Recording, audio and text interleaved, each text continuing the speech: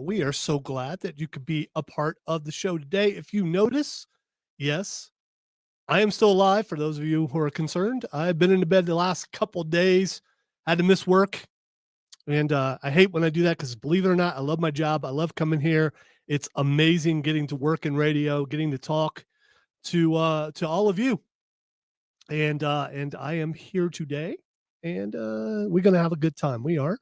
And before we get to who all is here, let me tell you that Odie is not here because apparently jet lag is a thing. I've heard about that, and probably 8 hours in a jet probably makes the lag a little bit more, I suppose. Was he flying it? I don't know if he was actually flying it or not. I do know that I have never been in a plane, nor shall I ever. So I'll just have to take people's words for it. Still need to talk to Harrison Ford. Yeah, Cameron has never flown before. Matthew, have you ever flown? Once when I was a bit younger. Did you enjoy it? Was it something that you remember? It was okay. I very vaguely remember it because I flew down to Orlando when we went to Disney World one year, and it was such a hassle and an annoyance, so we decided never to do that again.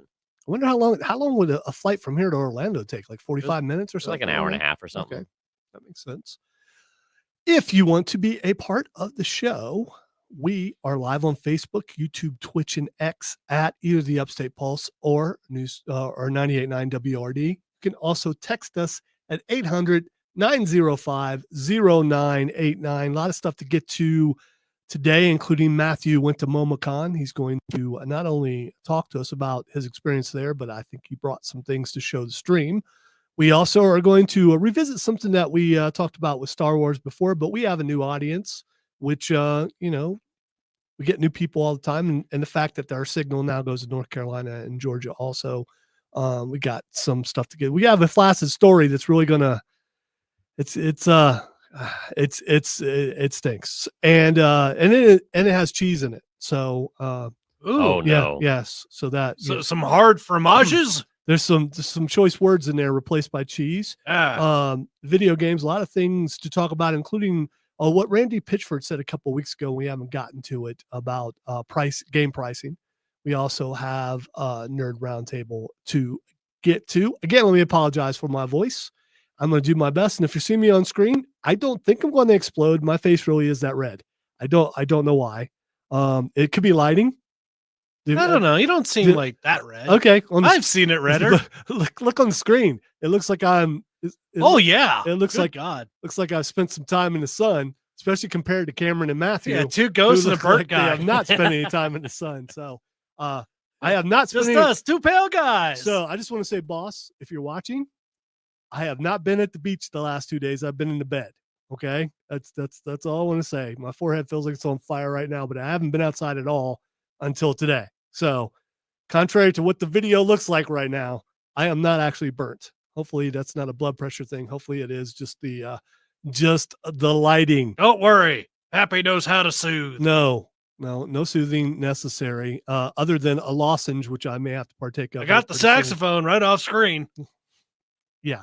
Let's try not to have too much fun here today because laughing will make me go into a coughing fit. All right. At this time, every year, MomoCon goes on, and Matthew was there. And for people who don't know what it is, tell us what it is, what it was, and what you did there. Yeah, so MomoCon is a big convention that happens in Atlanta every year on Memorial Day weekend. So if you know Dragon Con, SC Comic Con, stuff like that, it's the same kind of thing, but it's larger than SC Comic Con, I believe. It definitely in size. I don't know what the attendance rates are for either to directly compare, but as far as physical size, yeah, it's a very large convention at the Georgia World Congress Center in Atlanta every Memorial Day weekend. It's focused on pop culture in general, but more so on anime and games related stuff. So I have a habit of going there every year. It's one of my one times a year I get to spend with all of my old college friends. So that's always a very fun time to get back together for. We got to do some fun stuff. Did a few different dinner meals at some local sites since a lot of my friends are from Atlanta, so they know where to go find some good food. All right, quick question though. Did you have to pay or did they treat you? No, I had to pay. I had Okay, to well, pay hey, for my listen. own meal. We all pay for our own meals. No, you're looking at me like I said something bad. I'm just The saying. knowledge of a good place to eat is payment enough, right? I mean, if they know the restaurant, maybe. Okay, all right. You're just looking for a hookup, Dad. Absolutely. Look at me. Free food is definitely something I partake in. I mean, I would love some free food. All right, there, but I did not get Columbus. free food. No, I did get free housing though. Stayed with a friend who lives in the area, so that makes up for anything there because that is usually one of the biggest con expenses is housing. Oh, absolutely. Oh yeah, but that was fun. Housed with them, ate some good food. Got to go to the convention. We did a few different things there, a few different interesting panels. Nothing like super crazy. One that we went to last year that we went back to again this year was Soapbox, which is a PowerPoint competition where they try to convince you of something. And the one that won this year is that we need more orphans and that we should send orphans to war. Okay. Which was in what preceded context? by we should get more child soldiers. As you can tell, these are very down to earth and very real. So I take it that the audience Debates. cheered when Maria met her fate in Sonic 3. I it's the same guarantee people. they were the same people. All right. So who comes up with these questions? Is this? It's literally comedians. Okay. Yeah. All right. So It's they bring in 5 local comedians to do a bunch of PowerPoints. Death of orphans is what's hitting right now in the comedic world. Apparently. Of course, yeah. Okay. All right. I was not aware. I guess they're going with a reverse Disney there. Or current Disney. I don't know. Yeah. Well, I mean, I'm saying that with the idea of like most of the adventures start off with the parents dying. Well, that is true. That's very true. By the way, how long does this sort of thing take when they do this? For the PowerPoint thing? Yeah. Yeah, they had 5 minutes each. Okay, because I mean, 5 so minutes what? is enough. And then there was like a panel of judges who are also a set of comedians that they'll do questions of after, and all that. It's a really fun time. It was really funny. We had a good time. Wow. Last year, the one that won, I believe, was that we should replace the Bible with One Piece. Okay. How was that? That's a thought. Was that met better than the orphans? I don't know. Maybe I think that last year's one was a little bit better overall. I think consistently, but there was some good stuff in both years. All right. So how many days did you go to MomoCon? I went for the entire weekend, so Thursday through Sunday. I went up Thursday morning, came back Monday morning. But it was a fun time. Got to go through all the vendors' halls. Is one of my favorite things to do in any convention because I have a strange addiction to spending my money. But I got some really good stuff. I didn't bring all of it to share, but I did bring some of the posters that I got specifically to show off that I was really happy with. I think these are some of my favorite posters I've gotten in any year that I've gone. Have you reached a point in your home where you're running out of room to put stuff up yet? Well, you might say that, if not for the fact that I am moving. Really? In a couple weeks. I am moving into a house to your own house? Will eventually be buying, yes. Oh, cool. That means you've got more room. Okay. Exactly, cool. Yeah. Big life changes stuff. All right, so you want to show some of that? What you did? So some of the stuff. Wait. So here, let's go to break. Oh, okay. And since it's streamed, it's going to be able to see it during the break. Matthew will show all the stuff, and then he'll briefly talk about it on the other side of the break. That way, you spend a little bit of extra time really showing the stuff on the stream. So if you're not on the stream, you should be. It's at Facebook, YouTube, Twitch, and X at 98.9 WRD or the Upstate Pulse. Listen to the Upstate Pulse right here on News Talk 98.9 WRD, the voice of the Carolinas.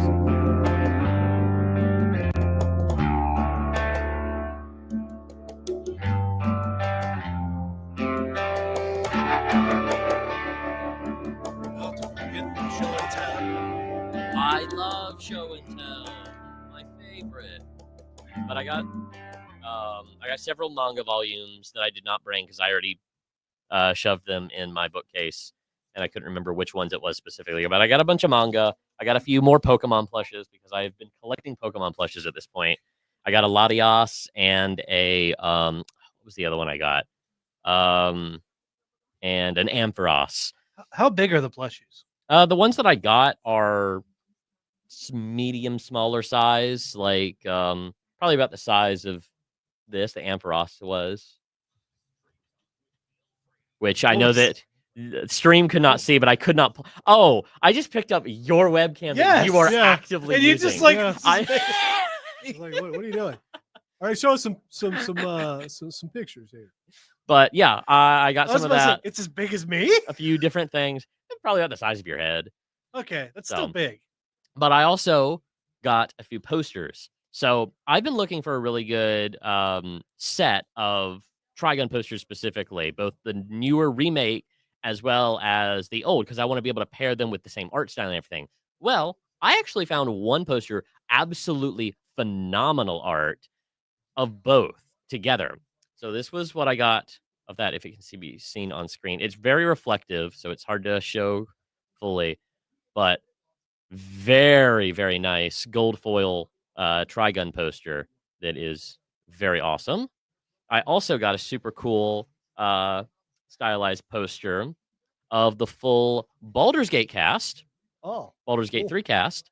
I've wanted to have a nice Baldur's Gate 3 poster, but I've really only ever found like showing one, maybe two characters at a time on most posters for Baldur's Gate. And I really, whenever I get posters and stuff, I like stuff that's representative of an entire series or franchise.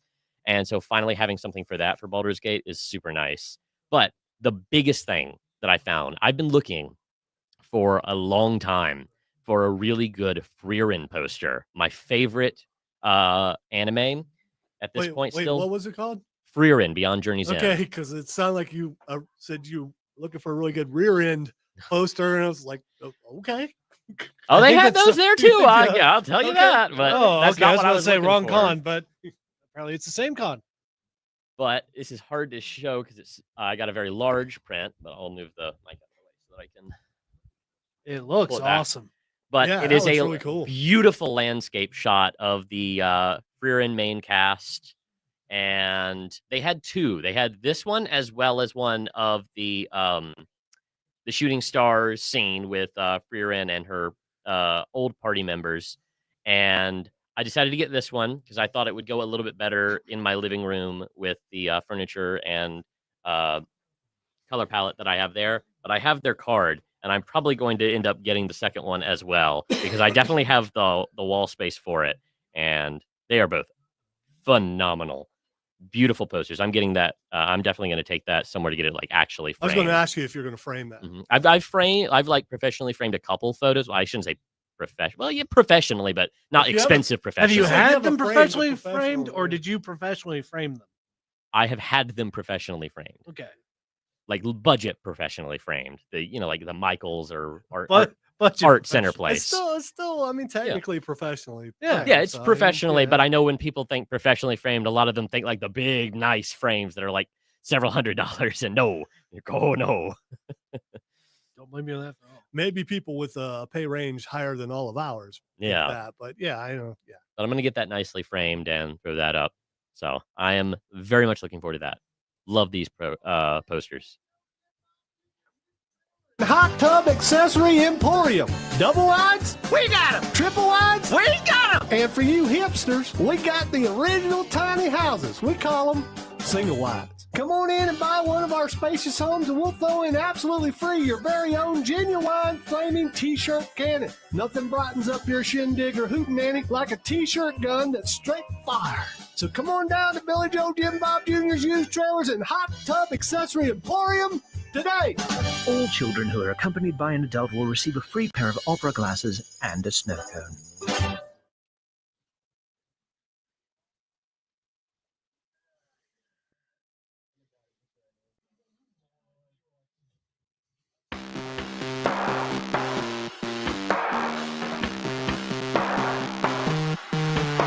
Welcome back into the Upstate Pulse. Lonzo here, with Matthew and Cameron. Odie not here this week because of Peninsula jet lag. Hopefully he'll be back next week and be able to He's regale gotten us. peninsula. He got Peninsula. He absolutely I hate did. when that happens. Yeah, me too. Takes a while to recover. And it will leave a mark that only certain kinds of medicine will help with. What? Discreet medicine. Anyway, Like Pappy's poultices. Pappy's poultices for all the itchy places. sounds like a great opportunity for a future brand. All right. Text line 800-905-0989. Texter says, hey guys, I looked at the Post website the other day and your voices absolutely do not match what you actually look like. I don't know if that's good or bad. Every time you hear that, it's like, okay, what did you think? I think I hear that every time that Yeah. I meet someone who's heard me first. because your voice and Matthew's voice should be reversed. Why? I don't know. It depends. I don't think I could see myself with Lonzo's voice. No, No, what I mean- I what I get what he mean- means is the depth. That, Yeah, okay, I mean, yeah. Bigger guys should have deeper voice. Smaller guys should have higher pitched voice, and it's not that case. Yeah, but I think it's funnier this way. It is funnier this way. It absolutely is. I'm not saying it's a bad thing. okay. Me either, because I don't want Matthew's voice. I would do bad things with it. Let's see. I don't know how to take that. on the Oh yeah. on the stream. Remember, I yeah. told myself not to make myself laugh because then I will make myself cough. So I'm going to try to. Okay, we're good. All right. Mark says, hey guys, shout out to Kid Flaccid. Shout out to Kid Flaccid. May he conquer many Flaccid realms. Let's see. Chris says, what's up, guys? Shout out to Odie. Chris says, I was a child soldier and I went to Iraq at the age of 40. Yeah, well, I mean, thank you for serving our country. See, Scott says, evening, guys. This week it was revealed that Marvel Studios will not be in attendance at. See, I got to stop reading your stuff, Scott, because we're talking about that later. All right. Chris says, nice haul to Matthew from MomoCon. Thank you. Mark says, guys, Con Carolina is going on in Charlotte. Yeah. So get up to Charlotte if you can. And I know we can be heard up near Charlotte. Hopefully you're having a good time. Charlotte. Sorry, there's a referee in wrestling. Whenever Charlotte Flair wrestles, he calls it Charlotte. I think there are a lot of people in Charlotte who call Charlotte. So Matthew, is rank this MomoCon compared to the other ones that you've been to. I don't know. It's probably like right around the middle. I definitely high points were definitely the food and the posters that I got. And and definitely the couple of nights that I just stayed up until like 3 a.m. talking with friends. Compared to the last, I don't know. It's right around the middle. It's right around the middle. I think they've all been pretty comparable to each other, really. That's really cool. Anytime you're able to get together with friends you haven't seen in a while and just talk about what's going on in your life and remember cool stuff you did as a kid. Always fun. There is something that listen, I'm not going to sound genuine in whatever I say because of how my voice sounds. So if it sounds like I'm being a smart aleck, I am, but not in my normal smart aleck voice. We've talked about this before, but there's another list that just came out from Star Wars, actors who were up for certain roles and did not get them. And I think it's okay to revisit some of these things every once in a while because, like I said, we get a new audience. We haven't talked about this in a while. And so I want to talk about this a little bit. Al Pacino as Han Solo. George Lucas offered Pacino the part of Han Solo, the cool and gruff interstellar smuggler. Pacino was allowed to read the script for A New Hope, but he couldn't understand it or how he could possibly fit into a space opera. Even after the immense success of the franchise, Pacino had no regrets in turning down the role, though he joked that Ford owed him for his career. So we've seen Al Pacino in a situation where he had no idea what was going on. The video game awards. The video game awards. I have no idea what's going on. My grandchildren play these. So Al Pacino read as Han Solo and he didn't understand it. At least he has a self-awareness. Yeah, but is that saying something about the script or something about Al Pacino? That's something about Al Pacino, more than likely. But the other thing is, like, some people don't understand certain kinds of fictional genres. All right. Matthew, do you know how Al Pacino is? Yeah. Okay. Well, I know. I mean, that's a scathing glance, but I'm used to it. Can you give a really good Al Pacino impersonation? No, I don't think I can. Okay. I think he probably could if he tried. Kurt Russell as Han Solo or Luke Skywalker. According to Russell, Lucas was unsure if the actor was better fit for Solo or the bright-eyed pilot Luke Skywalker. It was this indecision that informed Russell. So because George Lucas couldn't decide which role he wanted him for, Kurt Russell passed on it. I mean, let's all agree he would have been better as Han Solo. Oh, for sure. Oh, definitely. For sure. I mean, if you look at his roles as a Snake Plissken or Big Trouble in Little China, a bunch of other stuff that he did. Yeah. That's kind of the roles he ends up. Ego, the Living Planet. Yeah. Yeah. I mean, all those roles, those would have worked as as Han Solo. Jodie Foster as Leia Organa. We've talked about that before. I still don't get that. Orson Welles is Darth Vader. I think this is interesting because Lucas narrowed down his choice for Vader's voices to two actors, James Earl Jones and Orson Welles. By the 70s, Welles had branched out into work as a narrator and host, putting his stentorian voice to good use. The body of work may have inadvertently contributed to Welles losing the Sith Lord role. So because Orson Welles was so well known, George Lucas decided to go with James Earl Jones. And I think Orson Welles would have done a pretty good job. I mean, they both have that deep, deep voice, very Matthew Cosby-like voice. And I think it would have been just as effective. But because he wanted to go with more unknowns, he decided to go with James Earl Jones, and that role defined James Earl Jones' career. Robert Englund as Luke Skywalker or Han Solo. Robert Englund, Matthew, do you know who Robert Englund is? The name sounds familiar, but I don't remember who that is off the top of my head. Well, you might have had nightmares about him. Nancy. He was Freddy Krueger. Oh, then that's probably why I didn't know. Did you ever see any of those? Because that was probably, I don't watch horror movies. Okay. Well, anyway, so Englund informed his friend Mark Hamill that George Lucas was casting for Star Wars, with both young actors fans of Lucas's previous movie, American Graffiti. Hamill alerted his agent of the project to convince the casting director on A New Hope to allow Hamill to audition. Hamill, of course, ultimately won the part of Luke Skywalker. So Robert Englund tells his buddy, Mark Hamill, hey, they're casting for this role. And Mark Hamill gets the role ahead of him. You think they're still friends? Probably. Would you? I mean, it's acting, so I guess. Here's my favorite one out of all of them. Michael Jackson is Jar Jar Binks.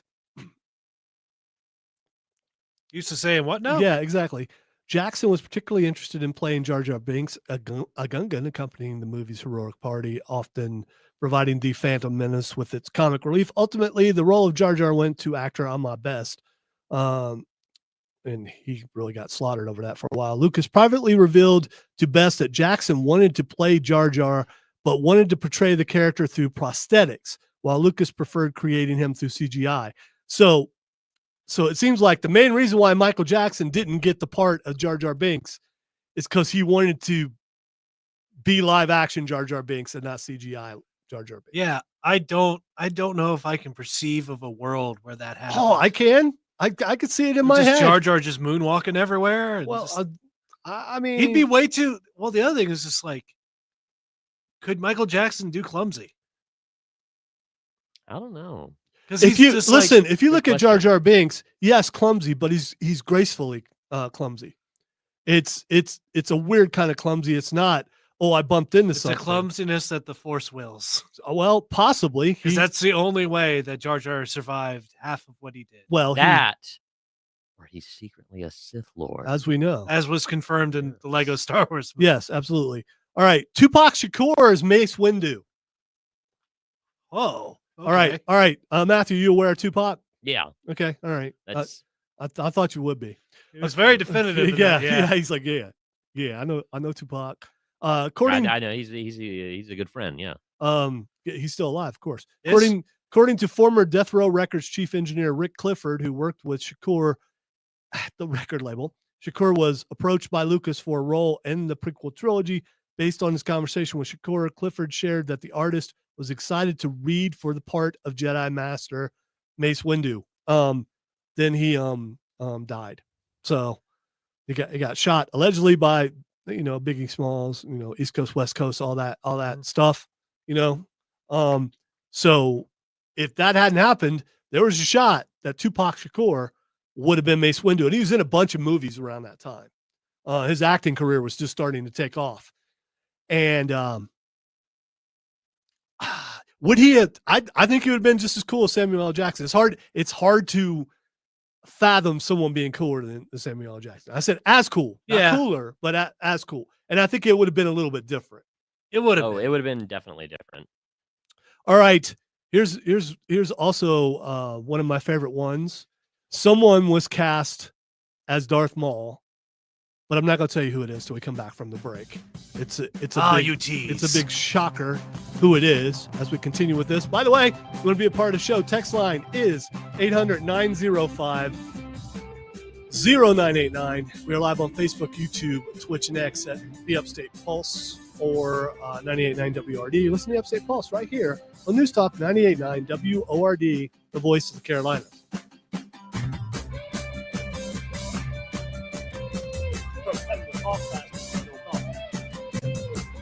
I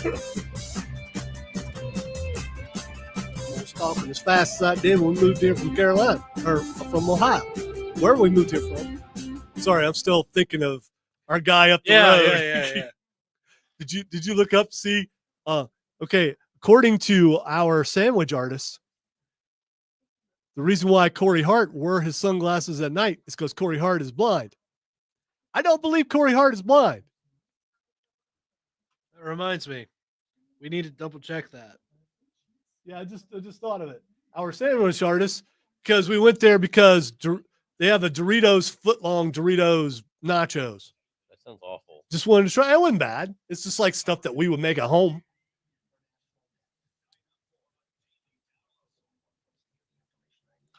He has a visual impairment that makes wearing sunglasses a necessity, but he does have some vision.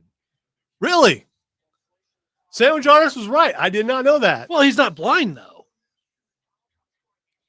He said he was blind.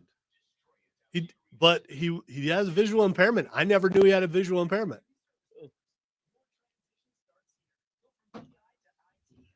The more you know. The more you know. He was right on that. Knowing is half the battle. And the other half is extreme violence. That means he was right on the other things he was saying is like, I'm the only one who's going to make it this way for you. You come in some other way, ain't nobody going to make it like me. It's like, okay. Thank you, brother. I just want to say, do other people do it faster? Because we've been standing here forever, and it's now cold. He took his time. He made it with love. Cut the miters just right. Didn't cut the onions though. Did you notice that? No, he did cut the onions. Okay, mine didn't get cut. He cut some of the onions. Okay, And then decided to grab the rest of them. it looked like someone uncertain with the knife. So I mean, there's also that.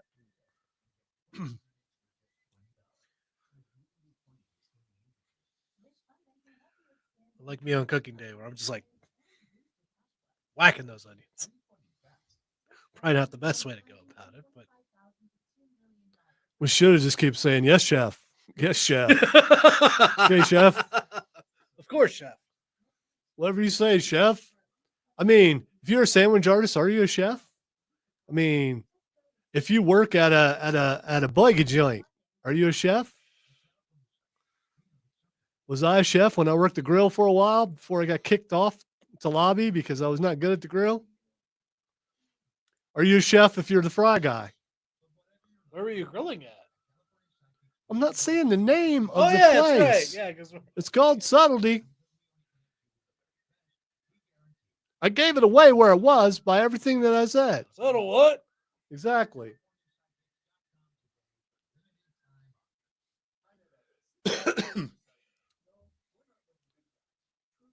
You keep in mind that I too am a step behind. Hey man, you're not as sick as me. Quit trying to outdo me. I'm not. I'm sickest person in this room. You have a license to ill? Usually when Odie's here, he's the sickest person in this room. But you True. know, that's a totally different thing. And if he's watching, That's a different metric. you know it's true. And now it's Matthew. I heard my name.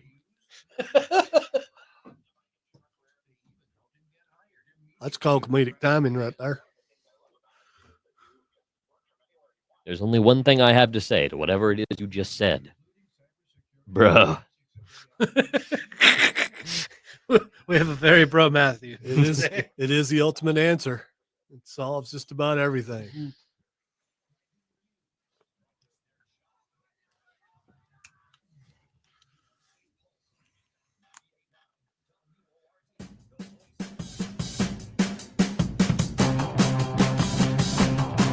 Welcome back into the Upstate Pulse. Lonzo here.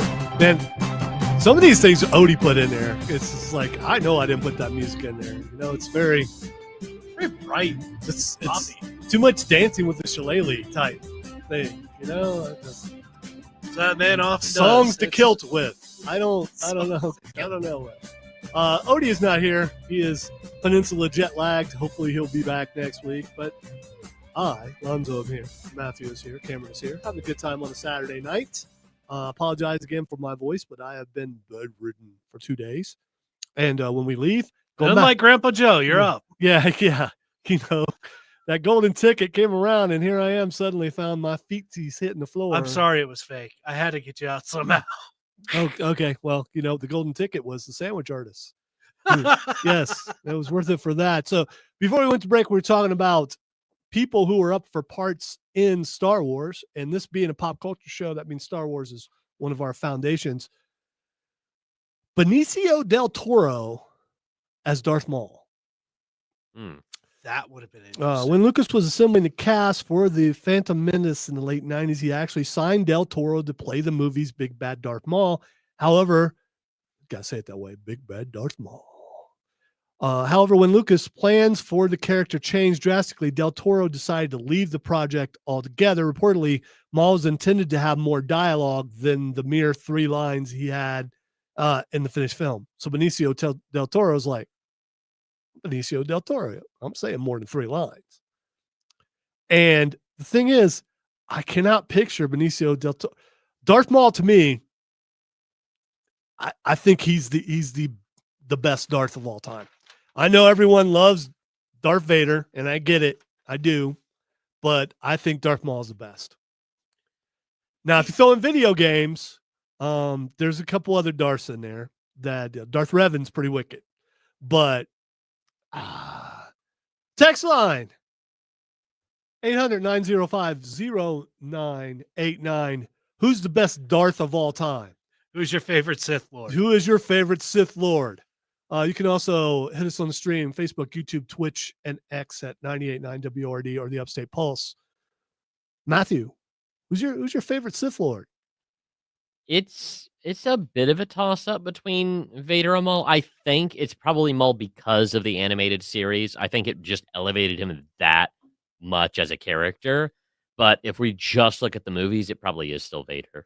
See, I don't know. I really don't. I mean, because at the time, the dual-sided lightsaber was amazing. And all I can think of is Darth Vader couldn't do that. He probably could, but you know, at the time when that movie came out, Darth Vader's lore has expanded so much thanks to comic books, thanks to mostly video games. Video games have expanded it so much, and some of the other movies He that have did come kill out. a kaiju in a comic book series that like ended an entire planet. As he rode a horse up its face. right, and in a video game, Darth Vader like pulled a Star Destroyer out of the sky. Yeah, But still, I think Darth Maul was wicked, man. I mean, just and maybe it's because you could see his face, but it's just well, his design was.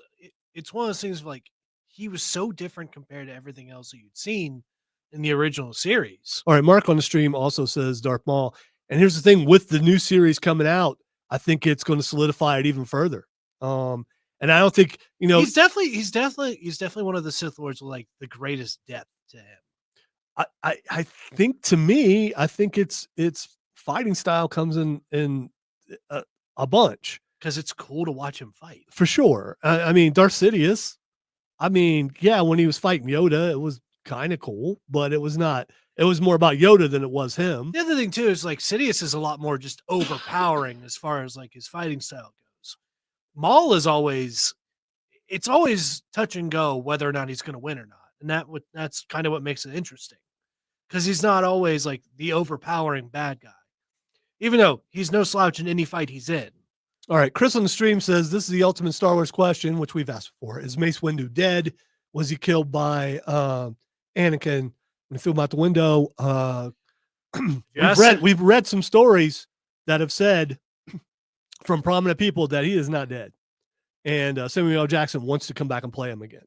So we've seen them jump off of big buildings and land on their feet, or jump up and land in traffic. Like what I mean, what Anakin did in episode 2. Yeah. So I mean, here's the thing: the question is, did the Force lightning kill him?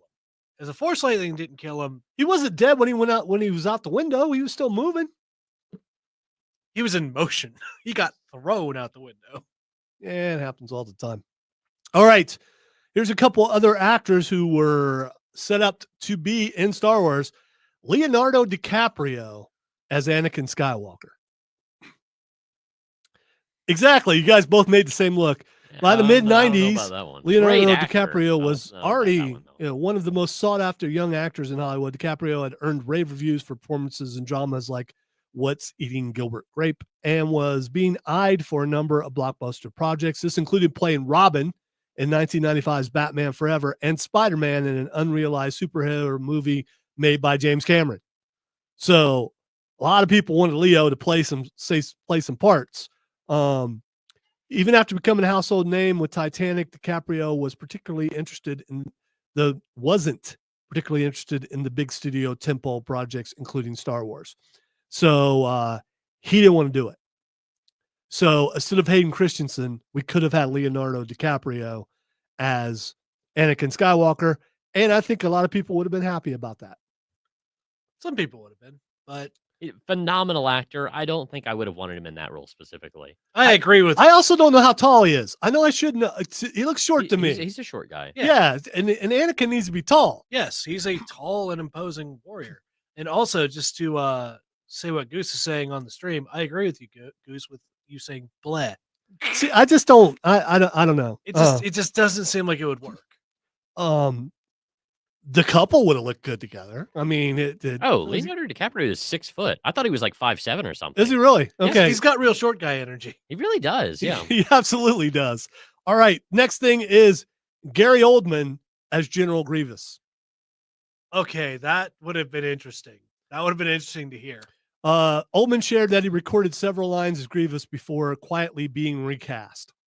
So he tried it, but the guy who ultimately got Grievous was better than, and then it came down to it was there's a problem with Screen Actors Guild. Gary Oldman was a member of Screen Actors Guild, and there was the thing where it didn't look like he could do it. All right, Michael Fassbender in the sequel trilogy. As who?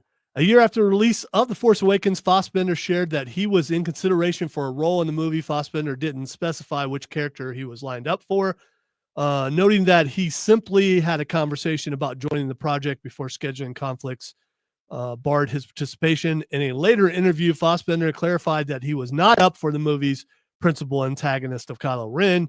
Given Fassbender's acting sensibilities and the overall story, he likely was up to be playing either General Hux or Poe Dameron. That's what I was thinking was Poe. Yeah. Yeah, I think it would have worked as Poe. He would have. Yeah. He could have pulled off Hux too, because Fassbender's a pretty good actor. So, Yeah. yeah, but I'm gonna I don't really have any issues with the casting in the sequel trilogy. It's almost entirely on the actual scripts themselves. The actors are pretty solid. Yeah, I mean, if the actors had gotten better scripts and like had a better story to tell, it would have been fine. And finally, this one, Eddie Redmayne as Kylo Ren.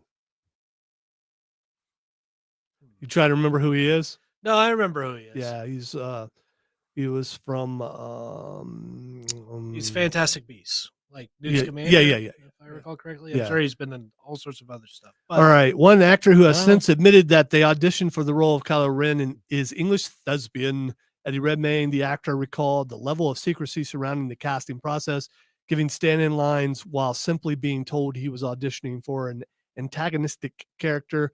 This detail proved to be Redmayne's undoing in the audition, by his own admission, reading his lines in a ridiculous voice in his attempt to play a space opera villain. The choice apparently did not impress casting director Nina Gold. So he thought he was a space opera villain, so he hammed it up. He came up with a weird voice, and they didn't go for it, which is good because I like who played Kylo Ren, especially on Saturday Night Live. Yes, it's Matt, the radar technician. Yes, that's amazing. I'm a big fan of Ben Swolo. Yes.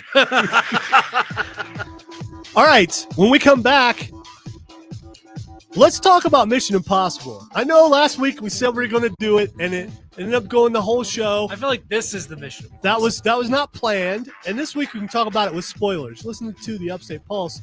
Really, we're going to get to it. Listen to the Upstate Pulse right here on News Talk 98.9 WRD, the voice of the Carolinas.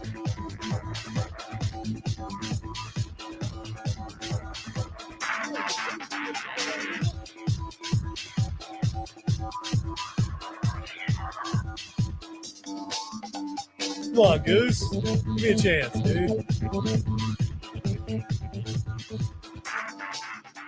Listen, I don't believe in the 11 years of this program that I've ever did it 2 weeks in a row with the same topic. You have. All right. Again, I don't believe it. You have. I require audio proof. I know how to get to the skimmer. Unless it happened recently. You're not. It was a couple months ago. I remember it was a movie that we had. Skimmer only goes so far back. Now, Yeah, it goes. now about the a month. podcasts, they go back a pretty good way. Yeah. And there's also, although they started taking my videos down off my page, not off this page. It's weird. We're removing your video. It's like, okay. What, on your personal page? On my personal page, yeah, that's fine. Why? I don't know. I'm not looking into it. I don't care that much. I mean, I love that the friends and family back home get to watch it. Uh-huh. But it's like watch it as soon as you can because they're taking it down. I done did something. Well, it might not have been you.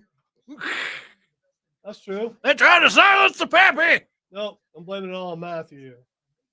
It's all Matthew's fault. Matthew and his I did. inflammatory speech. I couldn't think of anything inflammatory to say right there. Well, you got to be like, you got to have that line in the toe as well. But, What? Did you say line in the toe? What?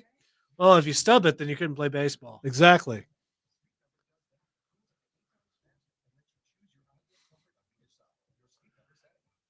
Baseball players, such wimps. Okay. The texture is weird. I mean, no one said they were comparisons. These are people who are actually up for the jobs. It was an actual story. I mean, look it up. Some of these are well known. Al Pacino is still just, I don't even know what I just read. What's a droid? Yeah. Who's this Jabba the Hutt? Does he deliver pizza? Well,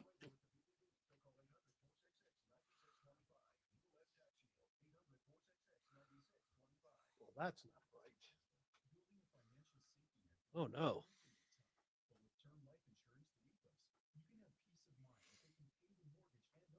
I nearly had to noob myself, but I caught a mistake before it happened. So then there was no mistake. Although I could, declare no noob for myself because I'm sick, but I'm not going to do that.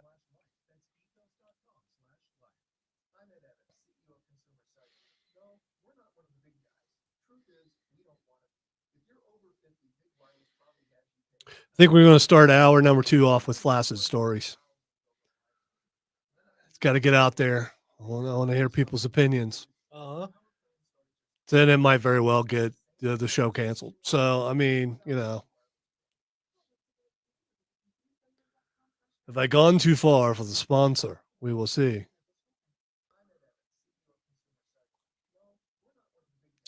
Chris, Rob Brown is not a droid. They can't talk that fast or be that loud. Yeah. I hope he missed me while I was gone because, Well, we all know Rob Brown's a Sith, so he's also a heel. He's got a T-shirt. does he have a It T-shirt? just says heel on it. It's a great shirt. So like the same kind of shirt as like that just says. He just want to prove he was a heel. We'd take turns trying to say who the heel is. He's got a shirt, so I ain't got a shirt. True. Checkmate.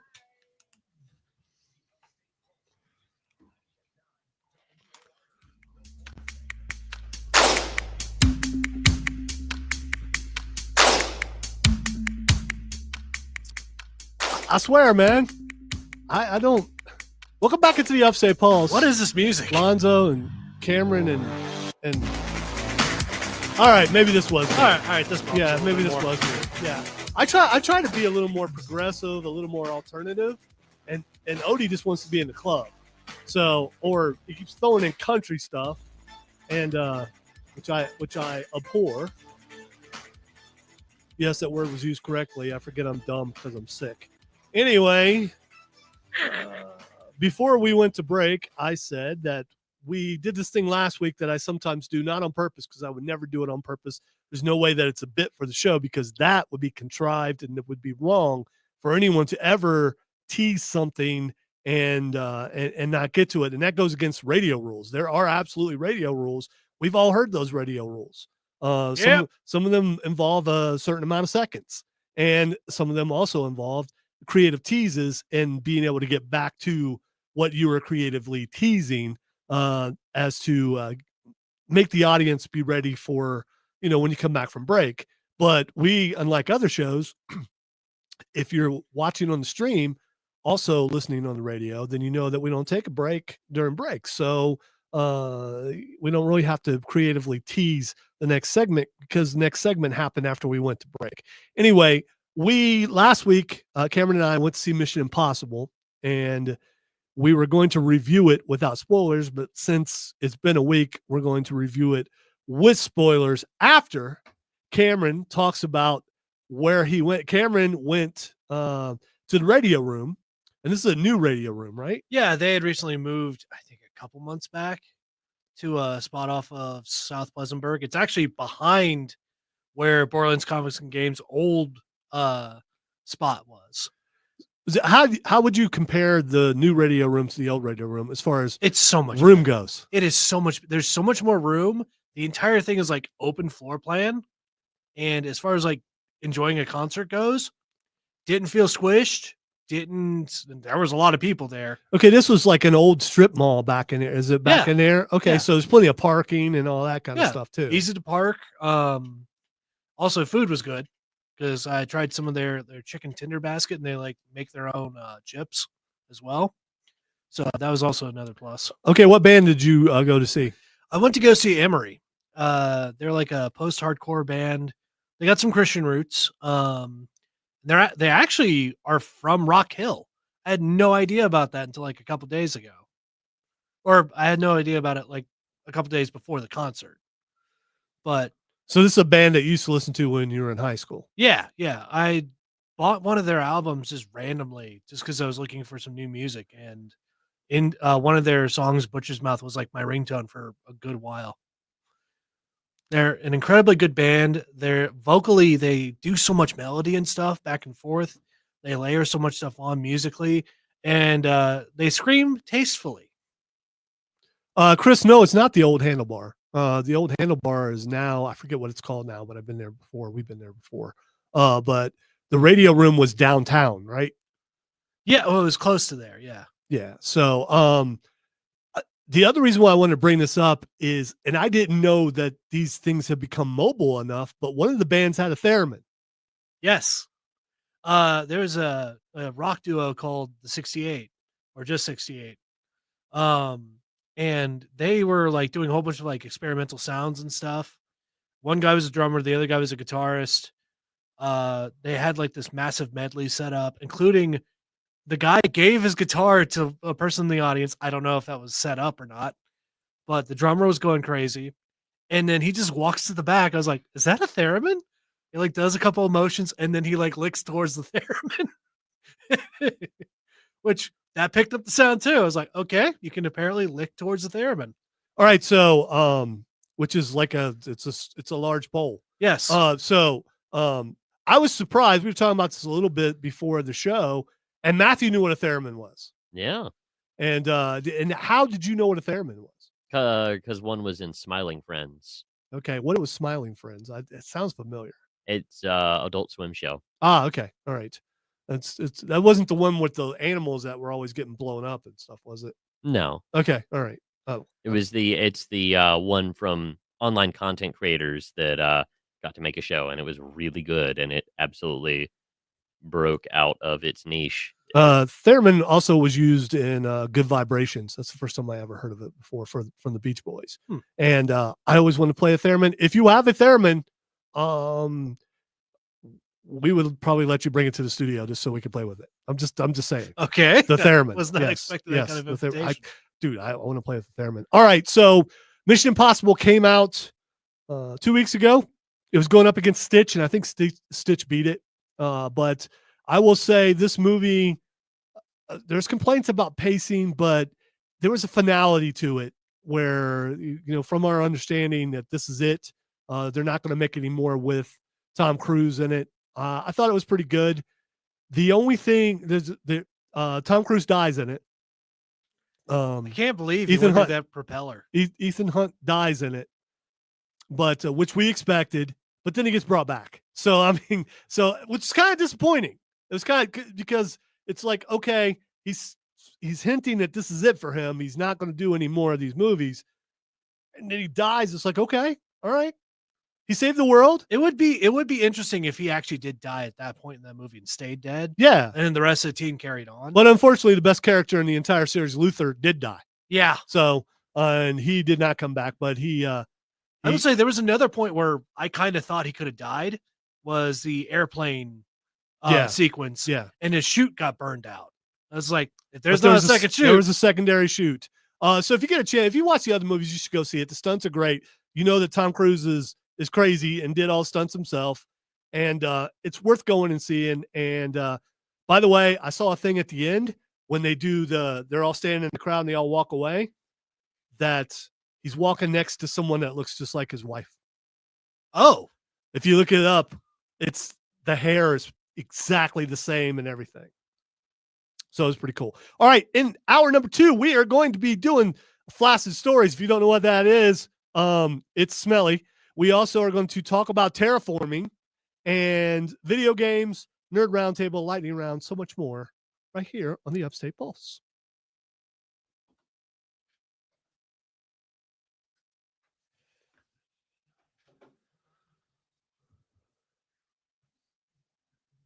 Told you I wouldn't tease it twice.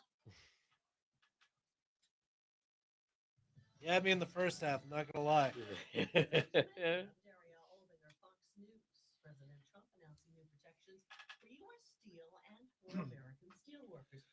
I'll also say all the bands that played that night were excellent. Cameron's doing something I would never do, and that's go to a concert by myself. I won't go to a movie by myself. I just won't do that sort of stuff. Well, it's either go by myself or do nothing. I'm proud that you would do that. I'm actually a little bit more. I'm weirdly adventurous at times. Like sometimes, like most of the time, I'll like wait to like. You're welcome, Goose. It's all worth it just to boost Goose's. So that means Goose won't destroy humanity because Goose definitely has that power. All right, Chris. We've watched. I've watched like a season and a half of The Boys, and it's just so much, dude. It's hard to watch. It really is. It's the other thing. It's like it's good, but it's so hard to watch. Believe it or not, we're pretty positive people, and it's so negative in so many ways. And Yes, it's not. Yeah, it paints the world in such a light that and the world may actually be that way. I don't know, but I like to believe that it's not. That only parts of it are. Chris, if you want to watch something that'll make you feel good, watch Homelander versus Omni-Man from Death Battle. That'll put a smile on your face. Oh yeah. Did you watch the most recent one that just dropped? Simone the Digger versus Kyle Rayner. I heard about it, but I didn't know the characters. I'm sorry, that's a gap. Gurren Lagann is one of my favorite anime of all time. I've heard so many. My boy. I've heard so many good things about it. It was a really good episode. Did you watch Doomslayer versus Master Chief? Yeah. Oh boy, I felt bad. I knew how it was going to end, but Super Soldier versus literal Godslayer. yes, Everyone knew how it was going to go. hey, Master Chief stood in there for a while and even killed some demons. Yeah. What should have happened is they just should have killed demons together. All it took was Arbiter to say one thing about Master Chief. You know the demon, and then Doomslayer just goes, "What?" That's not actually in the video. I'm just implying that's the reason why they're fighting in the first place. Apologize for coughing near the mic. I know what I'm thinking. I should have turned my head. Sorry about that. Unprofessional. How dare you? And Chris, you It was not tactical at all, and I'm aware of the use of the tactical cough button. I did not use it. I would say tactical coughing, but now I'm thinking of a coughing from Pokemon. It just has a beret on. It reminds me. Oh yeah, okay. We got a Pokemon story in there that we're gonna try our best to get to. I've been hanging on until Matthew was here. I'm thinking of berets, and now I'm thinking about Expedition 33, and now I'm sad again.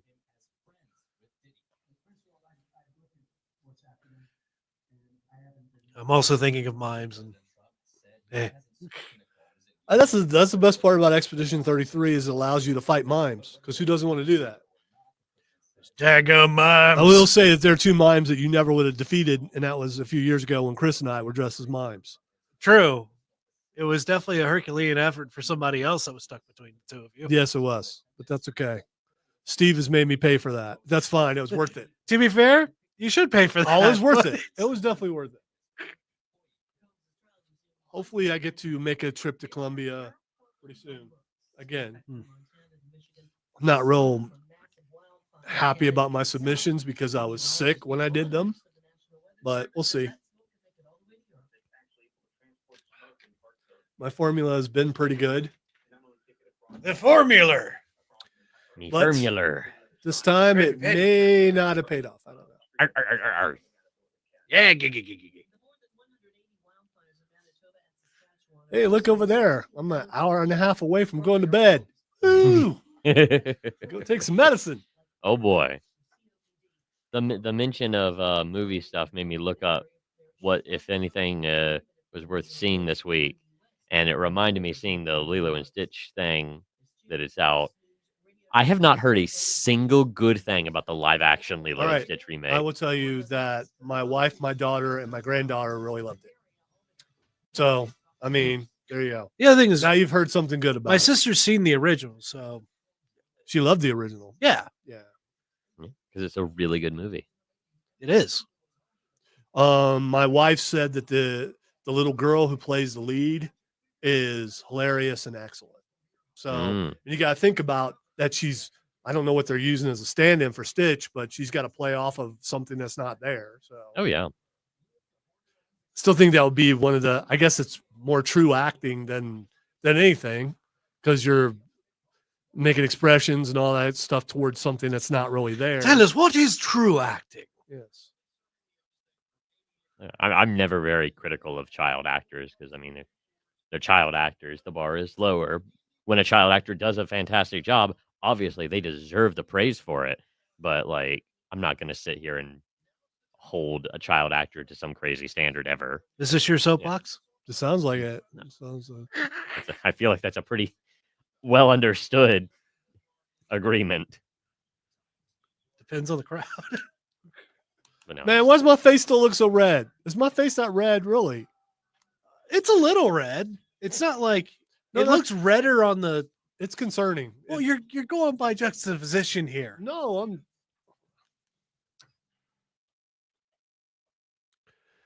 Welcome into hour number 2 of the Upstate Pulse. Lonzo and Cameron and Matthew here. Odie, that's his name, is not here today because he's suffering from peninsula jet lag. We've heard that it's really hard to get back. Now, island jet lag, I guess, not really that hard to get over, but peninsula jet lag. Getting peninsula If you get peninsula, it's something that's takes a little bit more to get used to unless you're into it. So anyway, hard to walk off. it really is. If you would like to be a part of the show, 800-905-0989 is the text line. We don't have the phone lines open because y'all drunk. And I don't want to talk to drunk people. I'm sorry. First couple of years, we left the lines open, and now we're just not taking a chance. And there was that lady who talked about her tractor for like 15 minutes. Well, there's been some things. Yeah. And not that wasn't fun because tractors are very important, especially around here. Also, if you want to see what we look like, we are live on stream at Facebook, YouTube, Twitch, and X at either 98.9 WRD or the Upstate Pulse. Been doing that for longer than anybody else in the building because we did it first. And then they said, how'd you do that? And I said, well, let me tell you how we did that. And then they decided to go out and get a service. And they said, here, make this work. And so we did. And now, the only bad part about it is once you do something first and everyone thinks you're an expert in it. When we just kind of, guessed. That's what we did. And we were able to figure out how to do this thing. All right, there is something that we do every once in a while. This originated back when our good friend, who the Flaccid one, Patrick Brown, was here. He hated the word flaccid. He didn't like putrid. I don't know if bulb bothered him, but Bulb? there's people that bulb. bulbous. Not Matthew, could you say that one more time? Bulbous. yes. I don't think We need to clip I was that. not wanting him to say Bulbasaur because it was closer to that. Bulbasaur. Yeah, there we go. That But there's some people who don't like the word moist. What about seepage? Moist. And seepage. There's some words that we found out that bothered them. So I decided to see what it would take to make him throw up. And I almost achieved it once, and then I decided, wow, I'm stupid. If he throws up, I'm going to have to clean it up. So You had a moment of realization. Yeah. it's all right. I got him to the edge. I feel like I won. So anyway, we have a segment called Flaccid Stories with Patrick. So I'm not going to take his name out of it, even though he hasn't been here in years, because it's tradition. That's exactly what it is. Let's make sure I push the right button. Look at that. Look at that. Who cut the cheese? Who cut the cheese? I ask you, please, did you cut the cheese? I'm not adverse to learning. Tell me why my eyes are burning. Who cut the cheese? I think I'm gonna hurl. And now, putrid, stupid, stinky stories with Flaccid Patrick Do not go in there. and Seepage. Okay, it's also been a tradition on this program because I do not curse. And plus, there are some words that you can't say on the air. There are some curse words that are allowed, and there are some that are not. So we have replaced curse words with cheese names. There's a wonderful site called cheese.com. You can go there. You can find many cheeses in alphabetical order, which I spent some time on cheese.com today. There is a 4-letter word that begins with an F, and it's not the word that you think. It has to do with this segment. It has to do with passing gas, but to me, it's a curse word. So I do not say the word. I don't like the word. And so I replace the word with cheese. It is a 4-letter word that has to do with passing gas, Cameron. I don't know why you can't figure out what the word is. I already. Why Okay, because you were I making know a what the word face. is. I'm just confused why you consider it a curse word. Because I do. Because my mom said it was. And I listened to my mom, and after and plus I don't need to use those words. And I just don't like the word. Okay. I'd rather pooted. I'm okay with that. I'm okay with passing gas. I'm okay with a bunch of other things. I just don't like that word. Anyway, I don't care if you judge me. Matthew judges me every week. Sometimes he judges me when he's not even here. I imagine he just judges you every minute. But Yeah, that's fine. That's fine. And that's why I'm glad he's here, because I need that judgment. All right. A woman spent 7 years suffering from relentless sinus infections that baffled doctors until they took culture samples from her nose and finally cracked the case. The culprit, E. coli. So she had E. coli up in her nose. The woman, whose name is Christine Connell or Connell or whatever, said E. coli is from poop. So I guess I don't know if you guys knew that. That's a direct quote. Christine says E. coli is from poop. So here's what happened. Connell said that she and her former beau were holed up in a hotel room with 2 queen-size beds while she recovered from an operation. She was already snuggled under the covers when her ex, standing naked between the beds, turned his backside towards her. That is when the Farley happened. Connell said, Farley it's cheese. I'll tell you what that cheese is like later on. I've never, ever, ever smelled anything that compares to that. Okay. So,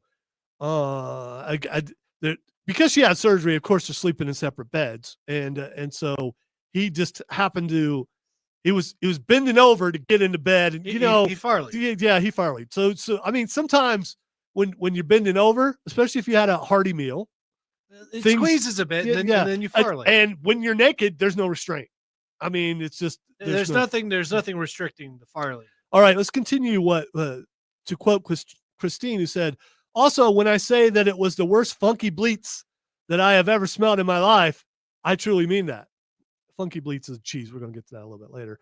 He was just getting into bed. Imagine a goat DJ. Yes. He was just getting into bed, and my face happened to be in the path of the fuzzy udder brie that was released. And if someone releases some fuzzy udder brie, it's probably going to be pretty smelly. They're going to use general anesthesia to go up there and physically scrape off where the bacteria has been and really wash it and get all of the infected tissue out of there. Now, before I talk about the cheese, let's talk about how potent my dude is. Okay. This dude's gas is so potent that it put E. coli up her nose, and she had a sinus infection for 7 years because of it. All right. There are dudes in here. Do you take pride in that? No. No. All right. Okay, so I'm the only one. That sounds like he needs to be checked I'm out. not. Hey. Listen, He's got a here's how strong digestive his infection. gas is so bad. Here's how he strong put a status effect on her. Here's how strong my gas is.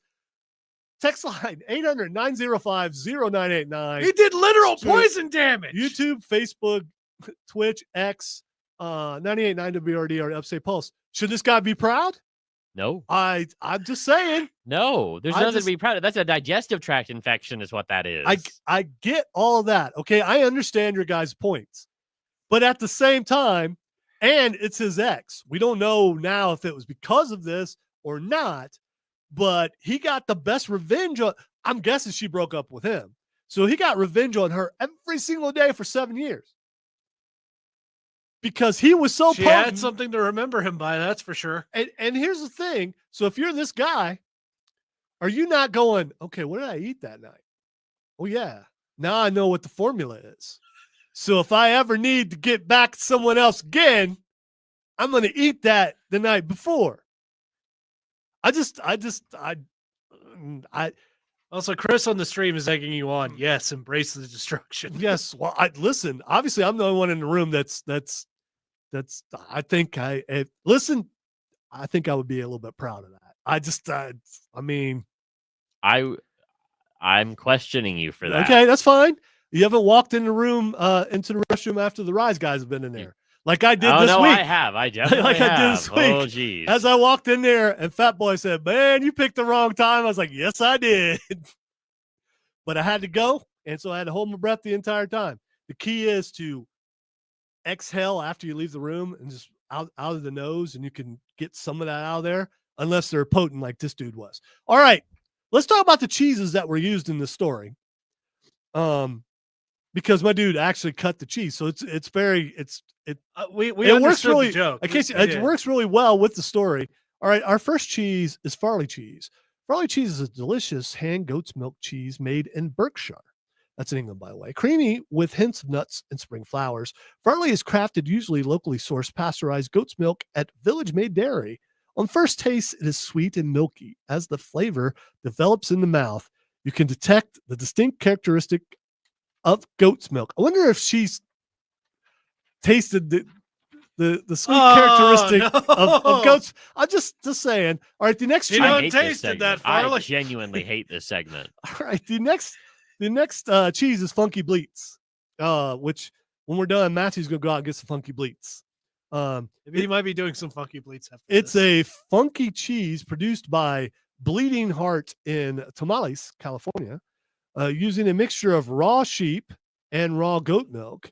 A handcrafted cheese is aged for 2 to 3 months. During aging, it is washed with a brine solution every week for 2 months. The resultant product has a funky, creamy rind. Under the rind, the firm and moist paste have complex and deep flavor with sheep and goat's milk aroma. You know what else was a funky rind? Oh God! Up in her nose. The E. You coli. are beating And that they- dead horse. They're gonna scrape it out. All right, The horse has died from an E. coli infection. and finally, Fuzzy Udder Brie. One of my favorite cheeses, by the way, because we've used this cheese before. Brie from a Fuzzy Udder Creamy is full-bodied, rich, and buttery version of brie, also known as the queen of cheeses. This brie is made from heated treated cow's milk. I have no joke there.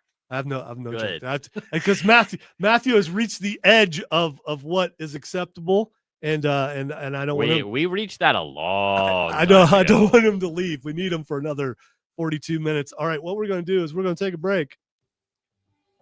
If you are interested in any of these cheeses, go to cheese.com and look under F because it's alphabetical and you can find those cheeses. Some of these are no longer available because they're up some lady's nose. You listen to the Upstate Pulse right here on News Talk 98.9 WRD, the voice of the Carolinas.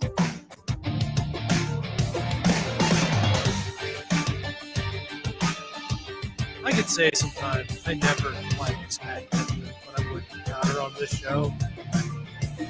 I've been asked, do you know ahead of time what the topic's going to be? And I laugh and I say no. No, if Matthew knew, he would have showed up today. No, he wouldn't have. I would have walked out. Yes. I'm only gonna be here for the first hour, guys. Bye. I got I got a video I gotta work on. Listen. I'm taking a couple weeks off of video right now, but I got a video to do anyway. I gotta go take care of my wife. I got to be Bye. honest. I got to be honest. I usually don't know what I'm going to say till I say it. So it's not like, I mean, I have kind of It's an hard to idea. predict where you're going if you don't know. I was not going to do any of that. That part. Well, the other thing is like the I am bits. also sick. That's what I'm. Are you gonna- sure it's not yeah. E. coli? Yeah, I could be. I didn't think about that. Ugh. Also, Chris, I hope you're living it up where you're at right now. By the way, we may or may not be down there pretty soon. Not going to tell you exactly the time. Nope. But yeah. Fun. In the sun, I'll be burnt. Yeah, I'll look like what I look like now on the camera. Again, I think it's worse because you're comparing to the other not. two I'm people. just looking at me. I don't look at you guys. I'm amazing. So I will look at me as much as I possibly can. And it just looks like I look burnt, dude. I'm genuinely concerned for myself. This is not, I'm not, Do you feel like your like blood pressure's up or anything? yes. You see how when I do I that? do see that. Yeah. Yeah, that's, Oh, yeah. yeah. I If you're definitely- feeling faint, then just I'm good. Got 2 other people in here. Yeah, I'm aware. I'm good. See, that's a problem with the show, though. You can't go half. I can't NPR it. I can't. I mean, I could for a bit, but it's not. No, it's If we have to, it's all or nothing, my dudes. here's the thing. It should be an emergency, like break glass in case of As emergency. Jack Nicholson said in Batman, "Go with a smile." Or You're did Prince say listening to that? the Upstate Pulse. We're going to be talking a little bit about Star Wars today.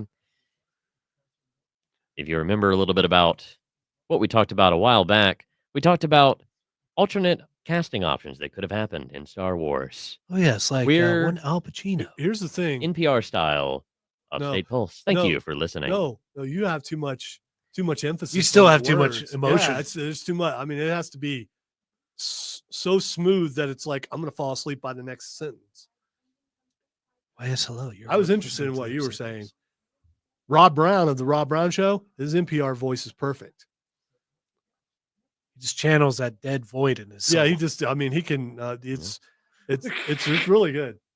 His inner Krampus, which also has a hole in It's it. so low key that I encourage it quite a bit when it happens because it's such a contrast to the wind from the other side. And it's nice and quiet. I don't have to worry about going like this on the fader. Got to protect the audio equipment. Oh, trust me, that thing's been tinkered with enough to cover the sheer volume. I bet. If any of you guys have ever had Admittedly, that's a powerful voice.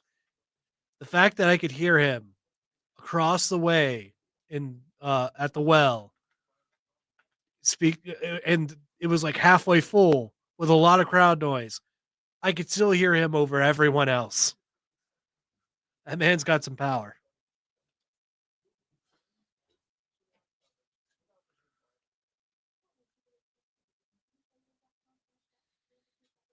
Then it was quiet. Really is NPR.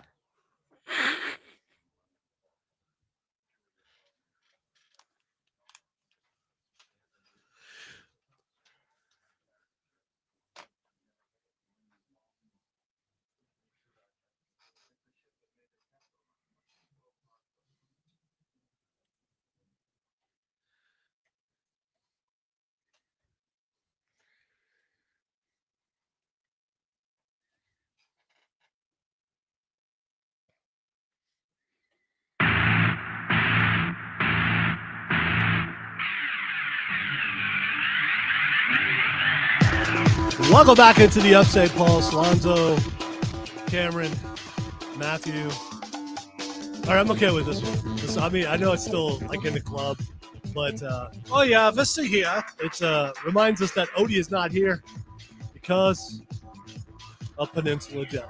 So It's I mean, a very funky time in here right now. It is. Thanks for having me. it is funky. Speaking of funky, you should listen to that last segment. Oh, There's a whole lot of funky. Can with we that. erase that last 20 minutes from existence, please? No, it will live in. It shall be the putrid stain that it. We just Yes. we had the top of the hour news, and then we jumped straight to the break where we went full NPR, and now here we are. There was nothing in between. Don't worry about it. Yeah, here's the thing, not even Bleach will get that out. So anyway, let's talk about something totally different. Let's talk about terraforming. Matthew, you know what terraforming is?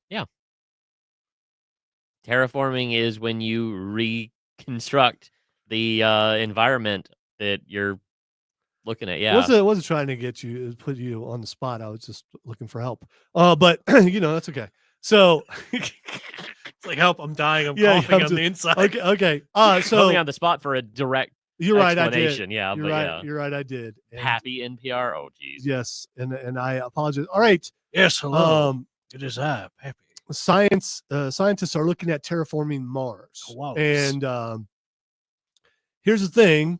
The idea of transforming Mars into a place where humans could one day live has captured both headlines and imaginations. But is this just science fiction, or could it actually happen? A new perspective paper in Nature Astronomy.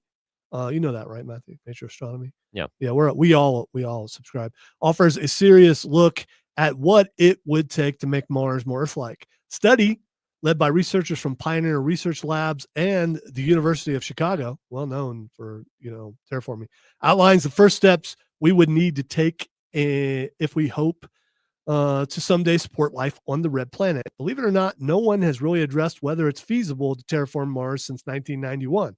I don't know why that is. Here's what you got to do. So making Mars habitable would mean raising its temperature and thickening its atmosphere. One possible first step involves using engineered microbes to begin producing oxygen through photosynthesis. Over time, this could help build up enough oxygen to support liquid water and eventually more complex life. But before we leap too far ahead, the researchers caution that we must seriously consider the challenges before we can assess whether warming Mars is worthwhile relative to the alternative of leaving Mars as a pristine wilderness. We must confront the practical requirements, cost, and possible risks. Okay, so they are talking about terraforming Mars, and in order to do that, you need oxygen on Mars. It sounds very far-fetched and sounds like something that a movie that Arnold Schwarzenegger was in and then was remade later on. It sounds like that. Do you think it's possible, Matthew, that they could actually terraform Mars? Oh, yeah. Theoretically, we have the technology to do it right now. Granted, it would take like 100, 150 years to get it to an actually Earth-like state. But yeah, you theoretically can do it. Yeah. I'm kind of fascinated by this because I'm assuming we've all played video games with terraforming, and it's always pretty cool to find a barren planet and turn it into a lush paradise. But in this case, I think it's necessary to a degree if we want to explore further than our universe, because the more planets we can terraform close to us, the bigger jumping off points we can get to go further out. Oh, I agree with that. And not to mention, populating other planets. And I know it's, well, the ethics, should we populate another planet? Why shouldn't we? I mean, if we can. Why not? Especially if we can make it a sustainable environment. Yeah, I think this is so cool. It's something so science fiction to the degree that you're like, there's no way that this could possibly. But because the other thing too is like, that's not science fiction. That's science fact. Thank you very much. But think of all the other like barren planets. If we can get Mars right, then we can then take what we've learned from that, build on it, like we always do with stuff, and do that with other barren planets and create more resources for ourselves. Right. Will there be failures? Absolutely. But I mean, but you can't not do it because there's going to be failures. You need to try it. And like I said, I do believe that if you do that, then you can go, all right, let's go 3 or 4 more planets away and do the same thing. And then eventually you're somewhere else. And also then it's going to come down to probably there'll be a space race who can terraform the next planet, what country that is a good question. It's like, who gets Mars? Yeah, probably there's a race for Mars right now. There is. And a lot of people, there are several people trying to get to Mars first. I mean, we've already been there as far as the Mars rovers and stuff like that, but actually being able to get a person to Mars, I mean, that's the first thing you need to do. That's an endeavor. I guess. I mean, would you have to have someone on the planet to start terraforming it? No, you just need something to drop off the microbes to start the process. And then something there to measure it to see how the changes are. I mean, if you can look and see, oh, look, something's growing, then you know it's working. Yeah. Or just be able to send an instrument that will be able to measure the atmosphere. I know that there are people out there who say we should not go to space, that we should stay here. And it's out there, and the explorer spirit, and the fact that if we can make the technology to do it, why not? Yeah. I see no other, there's nothing living on there that we know of. That we know. Now, again, there may be interdimensional beings on Mars that we can't see, or they're slightly out of phase and we can't see, and then suddenly we decide to change their planet, and then they become in phase and decide to destroy us for invading their space. I'm sure there's a novel out there somewhere. I just imagine like underground Martians pop out like 100 years from now. It's like, why are there trees everywhere? Well, there have been movies and shows with underground stuff, including Invincible had some. Yes, that's stuff going actually what on I'm on thinking Mars. of. Yeah. So, so I don't know. I think it's a good idea, and I hope that we're able to. I hope I'm able to see it in my lifetime. I've seen so many things. Since I am 56, I've seen so many things. Oh, I don't think that we'll see a terraformed Mars in my lifetime. I want to see people on Mars. I think that would be cool. I think yeah. I'll see people step on Mars in my lifetime. I'd be very surprised if I didn't, but I don't think I would see. Even if we started terraforming today, right now, an active effort, I don't think we would see a fully terraformed Mars by my expiration date. What's your sell-by date? Oh, that's a long past. All right, we're hitting the Nerd Roundtable when we come back. Listen to the Upstate Pulse right here on News Talk 98.9 WRD, the voice of the Carolinas.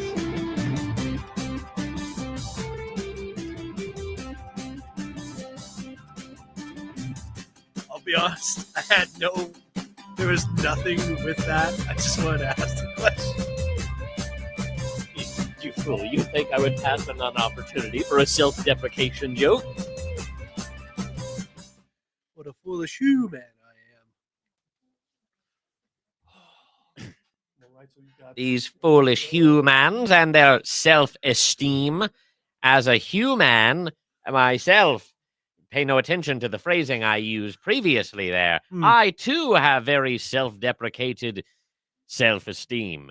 I, too, absolutely despise my own existence, as is the norm on the interwebs. Yeah, the internet is a pit of nihilism, isn't that right? Yes. That's the kind of apprehension I concur. expected from a regular human. Yes, thank you, fellow human. You wouldn't happen to be a fan of Queen, would you? Oh my gosh, I shouldn't have backed up. It's got to be that light. It's got to be the light. No, look at what it looks like now. Yeah, you look absolutely fried. Also, no, seriously, are you a fan of Queen? Speaking of Martians. Oh, no. Wait, does that mean I'm half Martian then? Maybe you're full Martian. That would explain a few things. I always knew I was different. Oh, that's also weird. does not explain how 'Cause pale now I it looks am. like I'm wiping the red off. Oh no! Oh, I do that quite a bit in the no. early days. No! I look like Papa Shango. What the heck is going on? Who? Look at it! Look at it now. Oh, I you're know. green. It's weird. What is going on with that camera? I don't know. I don't think it's a camera. It's the light. Maybe it's the sunset and the.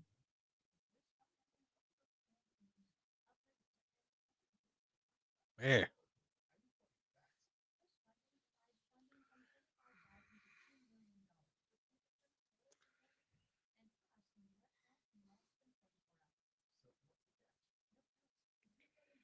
Look, this is weird.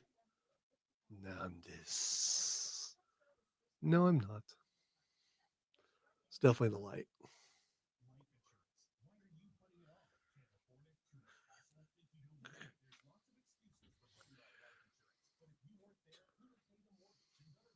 Welcome back to Pappy and PR. Today we're going to talk about koalas. That is the quietest I've ever heard you do that. Dangerous, disease-ridden koalas. Do not pet the koalas. I often find that they're a danger to the ecosystem. They might look cute and cuddly.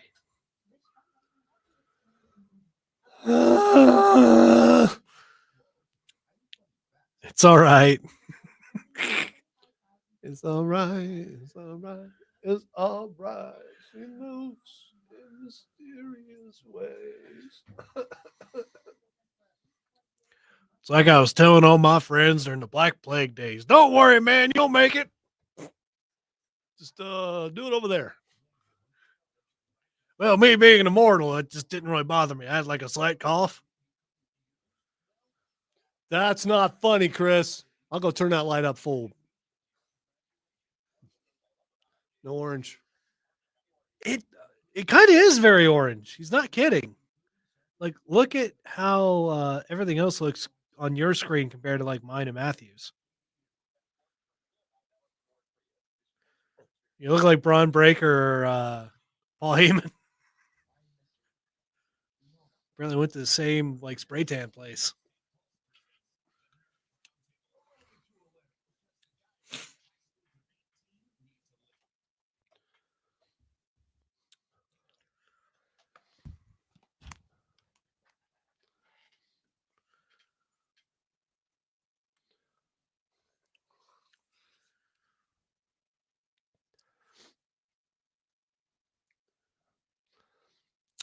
All right, it's time to hit the Nerd Roundtable. Let's throw in some video game stuff in here. Randy Pitchford, also Pritchard's a totally different guy. Randy Pitchford says real fans will pay $80 for a game, and he's the guy over Borderlands 4. You know, he is constantly. By the way, I just want to say I don't disagree with him. If you want to play a game, you're going to pay almost anything to play it. Gamers are addictive by nature.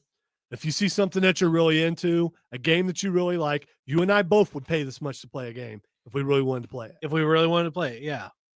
But it's not like waiting for a gaming system for the price drop, because you don't know when it's going to happen, if ever, for a video game. And sure, but they do go on sale quite often. If the way things are going, and if all games are around that price, either the market decides no one's buying them anymore, or the market decides we're paying that much. And I think, according to trends that I've seen, not nothing that I've looked up, just around me and the people who buy video games, if there's a game coming out that you really like, you're going to pay $80 for it. True, but it's one of those things that's patronizing to the fans too. The other thing is the guy has had a history of just being a jerk.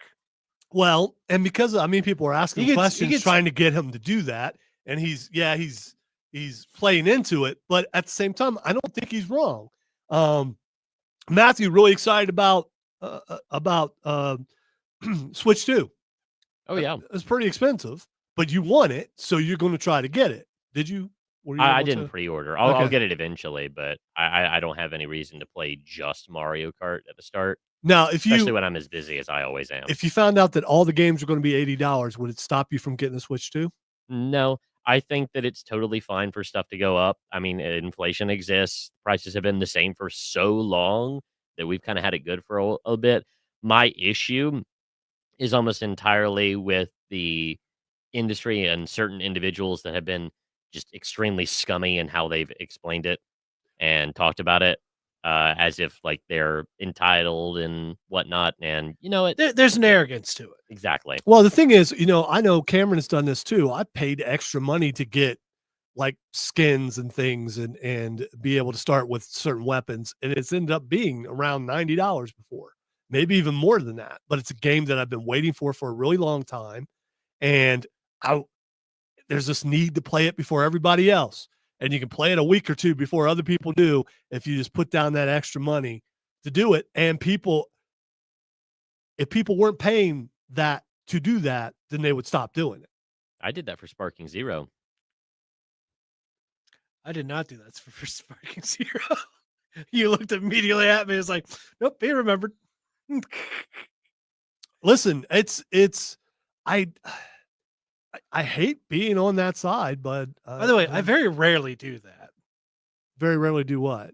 Buy something early like that.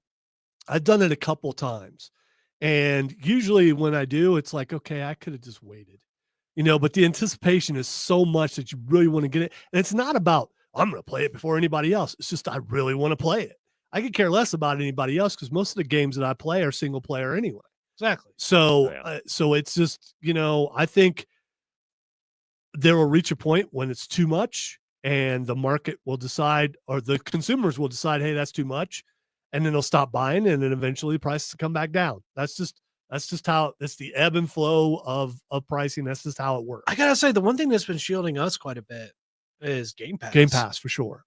Yes, because Game Pass, you pay a certain fee depending on what level you're paying for, which we're paying for the more expensive one, so you can also get the computer games. Yep. But we're getting day one drops. I've played, I don't know, 5 or 6 games so far, maybe even more than that. Atomfall, South of Midnight, Expedition 33, or some other ones. Oblivion, remake, and Doom, which I didn't play a lot of it, but I played some of it. So all those are games that are being dropped on Game Pass that we haven't had to pay that for.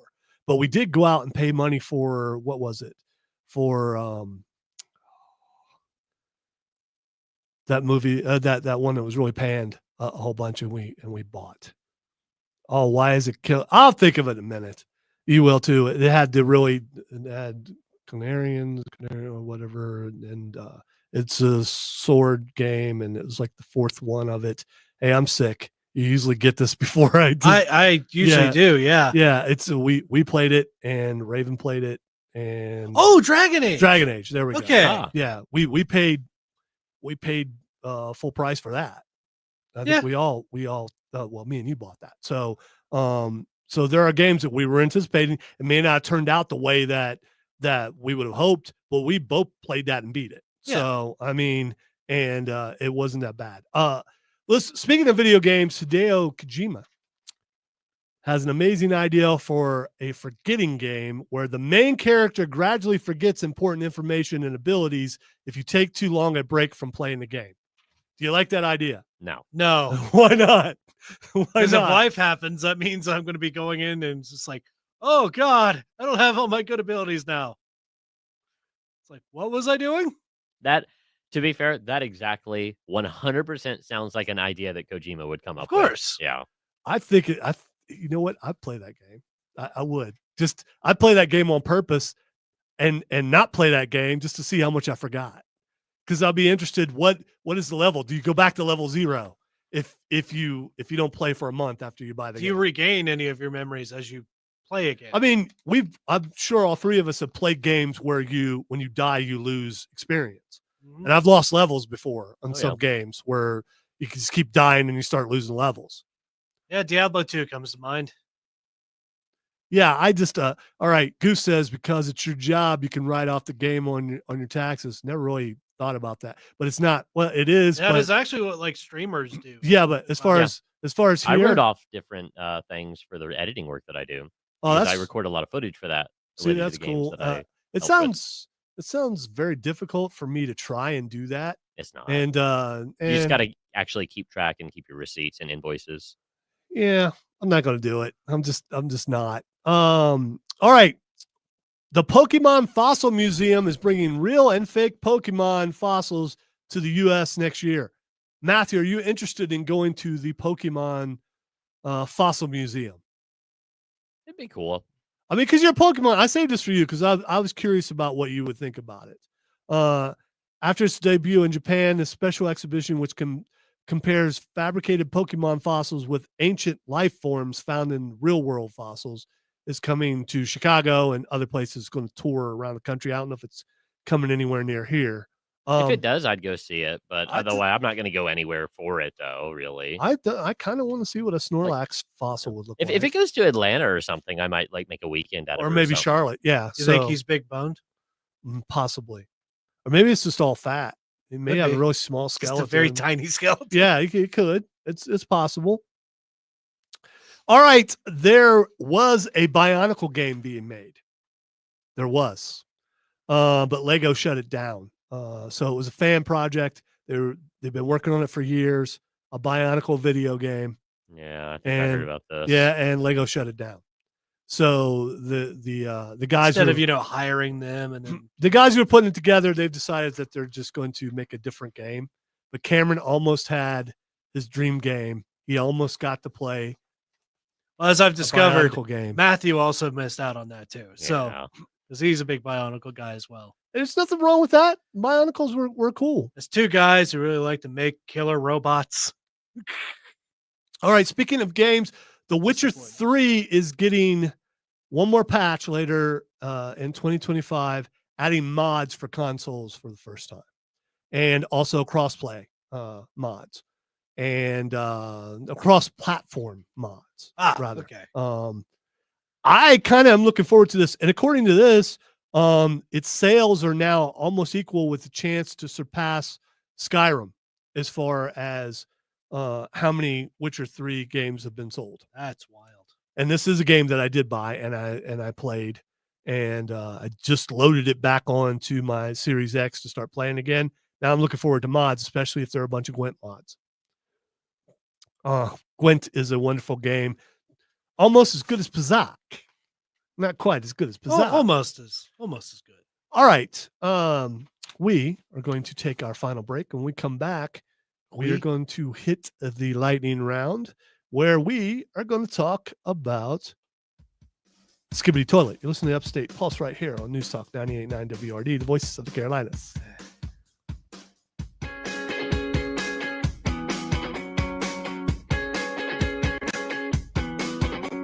Are you prepared, Matthew? I've almost made it. So the worst part of my movie was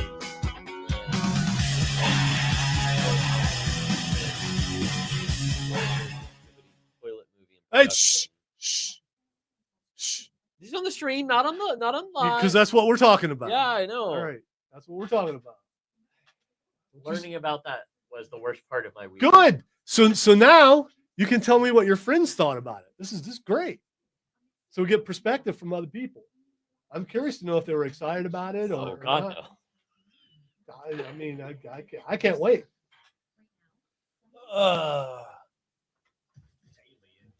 Especially because it's your favorite director. Yeah.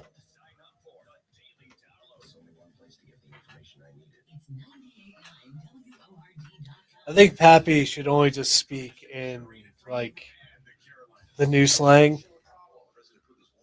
So only just skibbity toilet. Only talking about Riz and aura farming. What's some other ones, Matthew? Do you know?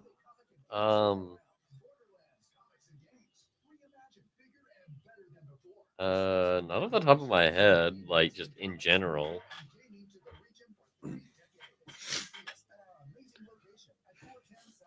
I did a whole riff with a buddy of mine yesterday, just in a Russian accent, just because in the bit, the Russian guy got let out of prison. Like, he's been in prison for like 10 years. Like, tell me, friend, what is this Riz everyone talks about?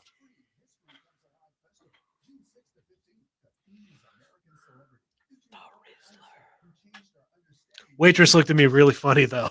It's just like, yeah, I knew I shouldn't have did that in public. Can't help it, though. Most people think I'm funny. At least I think so. Hope so. Most. I'll settle for most. Heck, I'll take half. Half is still technically a lot of people, given this. I'm assuming. Yeah. What happens when you assume? I do that constantly. Do you Mostly have, on this show. Tell me, Cameron, do you have the Skibbity Riz? Are you rocking the Gyat? Jeez. Yeah, the yacht. What's that? I don't even think you know. It's a very stupid way of referring to a rear end. What? Okay. You know. Oh, I can actually answer that. Diablo. Rob is a big time Diablo fan. Oh yeah. Yeah, sure. So are we, by the way. Yes. Cameron and I. So is Chris Evans. We all like to slay demons and get loot. We're all loot junkies. Yes, I'm a loot junkie. I may or may not have been a thief. I will Of take loot. an hour walking across the land to get to, you know what? Yeah, why not? I don't care. We'll see if I get in trouble. I needed an extra minute. What? There's like 2 California Psychics commercials. Is there going to be a third? About to be a Southern Psychics commercial. I went a minute early. I needed some time.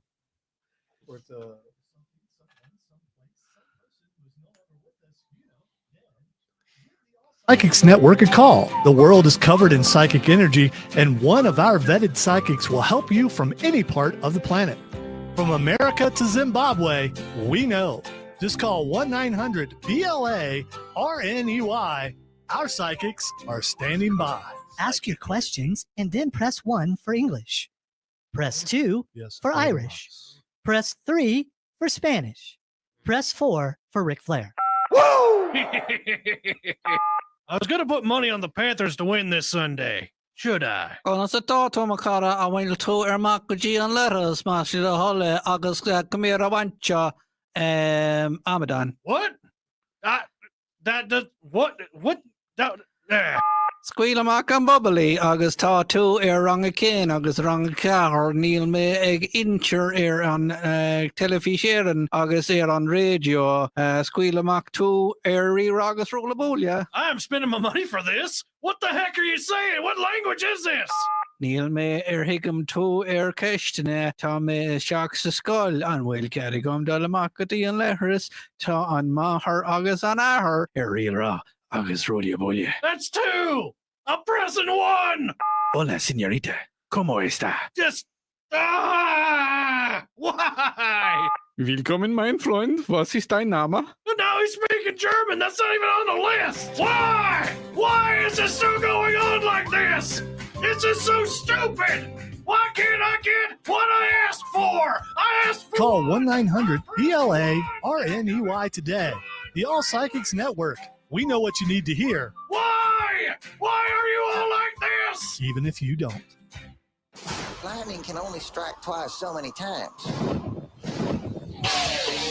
All right, lightning has struck twice and W has spoken. That means it is time to squeeze in as many stories as we possibly can in the last few minutes of the show. Let us start with Matthew's favorite thing of all time, Skibbity Toilet.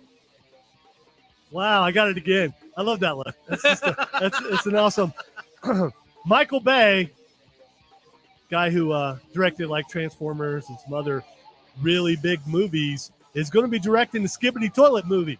Now, I didn't know what Skibbity Toilet was, so I called my daughter because she's younger and she should know what Skibbity Toilet is. She didn't know, but my 6-year-old granddaughter did know what Skibbity Toilet was and explained to us all about the head floating in the toilet rapping. And that's what Skibbity Toilet is. Matthew, you had a discussion with your friends about this. Yeah, so they brought up the fact that it was a thing because they thought it was funny and they wanted to torture me. I did not know what Skibbity Toilet was aside from the head toilet thing and it being like some song thing. Apparently it's like a whole cinematic universe thing now or something. What? It's some online content creator did 3D animation stuff before Skibbity Toilet, and then they made that, and it blew up so much that they just turned it into their whole thing, and now they do a whole bunch of like action movie type stuff with it or something. You know what? It's probably awful, but good for them. No, if you can market awful. All I know is that Skibbity Toilet is something that the kids say, and it's just, it's proof that I'm old. Would you say it like this? Like, what in the Skibbity Toilet is going on around here? I don't know if that's how it's used. I will say that I don't want to be young if I have to say Skibbity Toilet. I'm fine with the decay and entropy of the universe at this point. Matthew and Cameron, you guys are about the same age or fairly close. Is this too much for you? Are you glad that have you aged out of Skibbity Toilet? I think I'm 20 years too old for Skibbity Toilet. Okay, all right, okay. I would like to assert the same. Hey, But it's one of those things of like everyone's like generation like has their dumb slang. It doesn't make sense. We were all cool. Yeah, it's the same here. I don't think we had anything that. Everyone was dumb. calling each other Brett and saying that they were green. Yeah, it's just like out of context. This doesn't make any sense. That's kind of weird, but the green dog was always fun to say. All right, They always said that to me, and I don't know why. I don't know either. Marvel Studios is skipping Hall H at San Diego Comic-Con. Is this a big deal, you guys think? I don't know. I don't really pay If much they have- attention to it usually. The other so it thing is, doesn't like, affect me. if they have nothing to show, Hall they're H, just- Hall H is the one you want to be in if you've got the big time shows to talk about. And I think their other movies are like a couple years away. And they're gonna be in a smaller hall, but they're just not gonna be in Hall H. yeah, they just don't have anything like substantial to show it. That's my. Well, we know Doomsday is coming up, and we also know Spider-Man's coming up. I mean, they can do something with that. Fantastic Four will have already. Is there anything coming been out in 2026? I think Doomsday comes out in 2026. Does it? Like in November of 2026. Maybe they're waiting until next year. Maybe they are. I don't know. But I still like watching Comic-Con, watching some of the panels and stuff. That's always really cool. All right. Spider-Man, the new comic book just came out, and it turns out that someone famous killed his parents. It turns out that Wolverine actually killed Spider-Man's parents. And in the Amazing Spider-Man? It's or Ultimate which, Spider-Man? The Ultimate? Because they turned in the Ultimate Universe, in the new Ultimate Universe, Wolverine is the Winter Soldier. Well, and this is not. I don't think this is it. I think it just said Spider-Man in the thing. It's the comic book just came out. It didn't say whether it was amazing or whatever. Here, you look. I can't find it. What? You just throw. Yeah, I did. I just threw it to you because I have blurry eyes from being sick and I can't find it. But anyway, so it turns out that when he was basically in the Canadian CIA, which is funny. I believe it's the Amazing Spider-Man run right now. Is it the Amazing Spider-Man run? That's what I'm seeing is currently running. So they found out that so it's the same thing that happened with Captain America and Winter Soldier, but this happened in Spider-Man. And apparently Spider-Man and Wolverine are pretty good friends, and they actually visit each other on Wolverine's birthday every year. Yeah. So it's Of course, the first time Wolverine didn't tell him. Yeah, it was like getting into a bar fight and stuff. All right.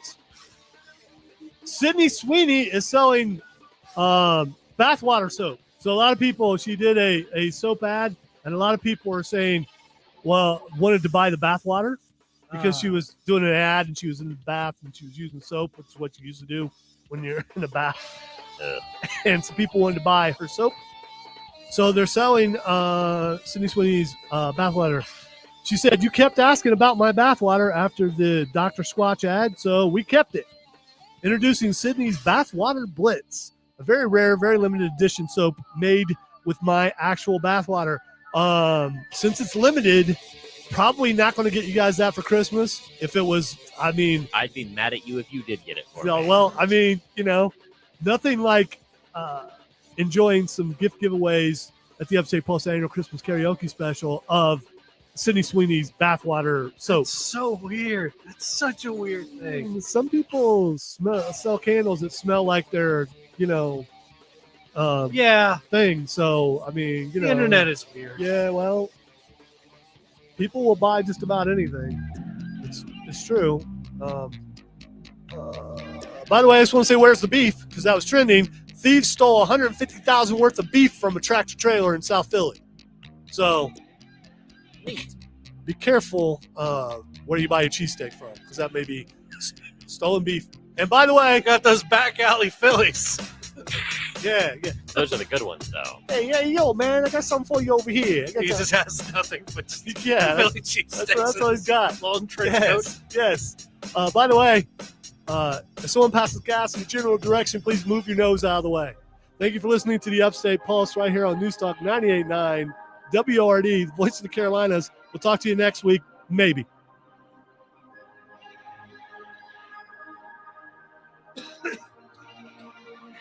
Well, that's it. End communication. You made it. Still here? I did. It's over. Go home. Go. However, I'm completely counteracted from that by hour 2, segment 1, and therefore I have no sympathy. Okay, that's The fine. EU to strike I get it. back. I thought I'm it was Roger other- Stern, Look, I'm Fox not News. ready anymore. The European Union says it regrets President Trump's decision to raise All right, tariffs say on goodbye, foreign Matthew. steel Goodbye, from Matthew. 25 to Goodbye, 50%. Goodbye, and the EU is threatening Moon. I'll countermeasures. see you next Fox's year. Madeline Rivera has more on the president's plan. That was pretty. That's not The what he asked president you to is say. doubling down. I know. on I don't do tariffs, even requests. as That's many of them fine. face Whatever. legal I'm going to challenges. say He says goodbye, these steel and aluminum aviento. tariffs will better Go protect these cough in the corner industries. now. Here's what he said to Bye-bye. steel Peter workers in saying, Pennsylvania last "Oh, night.